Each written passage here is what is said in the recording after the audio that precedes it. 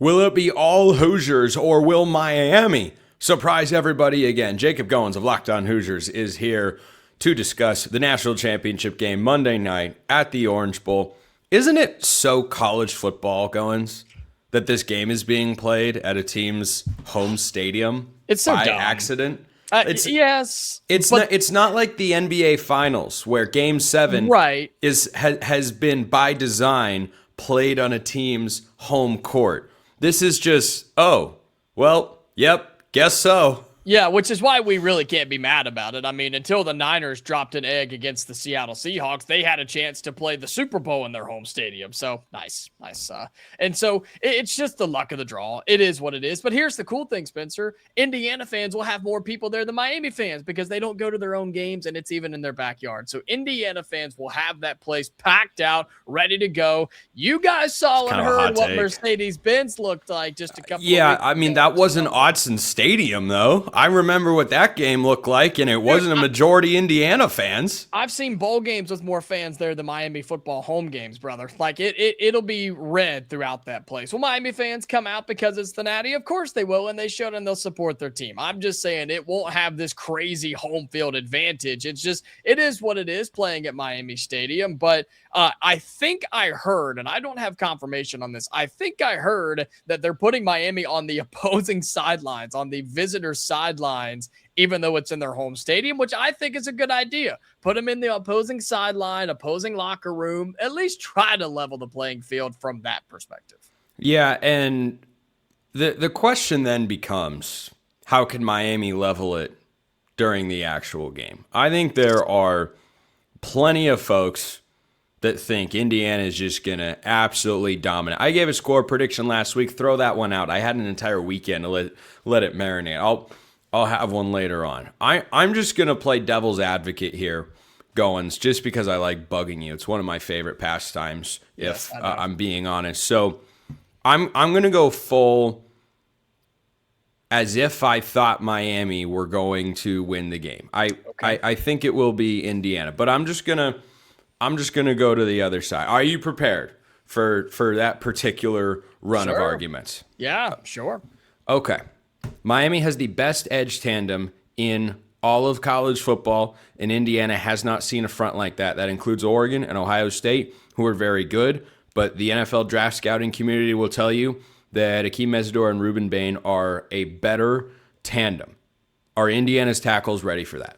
I think they're ready. I agree that it will be the best defensive front that Indiana has seen, but it's not the only good defensive front that they have seen. You mentioned Oregon, you mentioned Ohio State, even Alabama, which their talent on the defensive front, it was not to what those other teams are, but this isn't going to be just some catastrophic, significant jump. It's a jump, for sure, but this isn't the first good defensive line that Indiana has seen this year. And so they got to play their best game, sure, but I think that Indiana will also orchestrate the offense around that idea, knowing that they don't have 3, 4, 5 seconds for Fernando Mendoza to dance around in the pocket and make deep plays or wait for crossing routes to come open. He's going to have to get rid of the football, but you can also run the football, and Indiana loves to do that, and I know Miami can stop it, but Indiana's committed to it. That's what I love, is Roman, Hemby, Kalon Black, they will feed those guys until the game is over, whether it's working or not. And a team that stays committed to the run, they break through eventually, and you take off the stress of Fernando Mendoza. You also allow him to have dump-offs, easy routes, quick routes as well. So Indiana's got to play good, but my goal is, or I guess my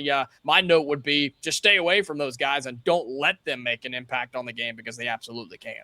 I think it's easier said than done, to be sure. Let me throw another one at you. Bryant Haynes should win the Broyles Award. If he doesn't, we're canceling the award. I will be staging an official protest. I will be grabbing the trophy of whoever wins it. I will be breaking it. This will be the most ridiculous.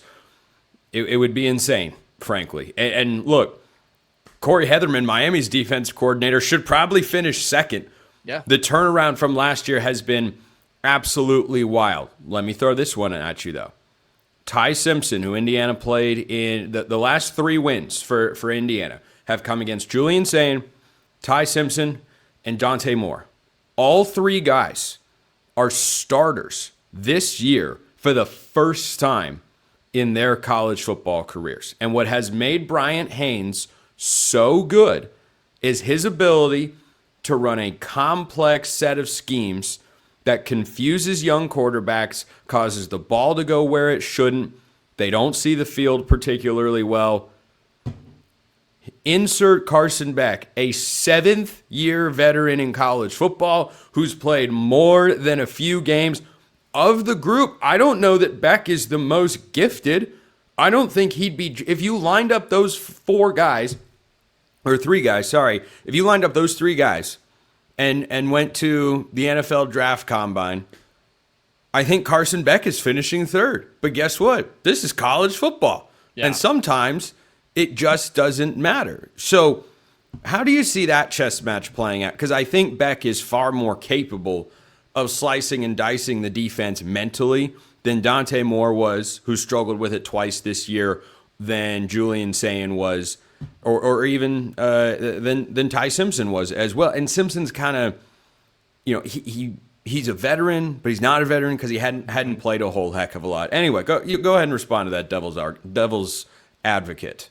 What am I trying to say? Ooh, yeah, you're leaving that in? You should. Yeah, I am. But like, it's okay. I'll take over. You know what I'm going all right. for. Grab a sip of water or something. Aren't those things you said though about Indiana's defense with opposing quarterbacks, right? Bringing the scheme, bringing pressure from areas you don't think of, disguising pressure, aggressive at the football, forcing turnovers.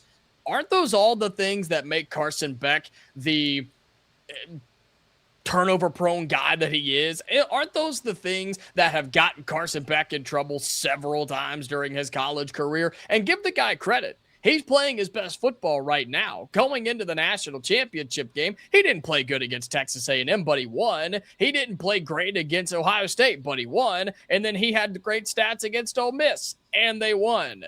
But this is also the best defense he will see this year, and I think that gives Indiana the advantage as well. I'm not going down the road, the beaten path that everybody has taken, that, Carson Beck's got a blow-up game coming. He's throwing 18 picks. No, but I do think he makes mistakes. And, Spencer, there is not a better team in college football that forces turnovers and capitalizes on turnovers than the Indiana Hoosiers. That's why Brian Taines is making $3 million a year as a defensive coordinator. That's why Mike Shanahan's making almost $2 million as the offensive coordinator. They just all work together, and I think those things will have Carson Beck not on his A game, and I think Indiana can take him down and take down Miami unless he just plays the game of his career on Monday night. The collection of coordinators in this game, ridiculously strong. Oh, yeah. Everywhere you look. Shannon Dawson, great track record. I feel like he's adapted so much this year to not always having your quarterback there to bail you out as Cam Ward did last year. I think he's had to be sharper in that regard. He's had to lean on the run game a little bit more at times. Mark Fletcher looks the best running the football as he has, or better than he has really all season long over the last couple of games. I thought that he'd have a big day against Ole Miss, and he did.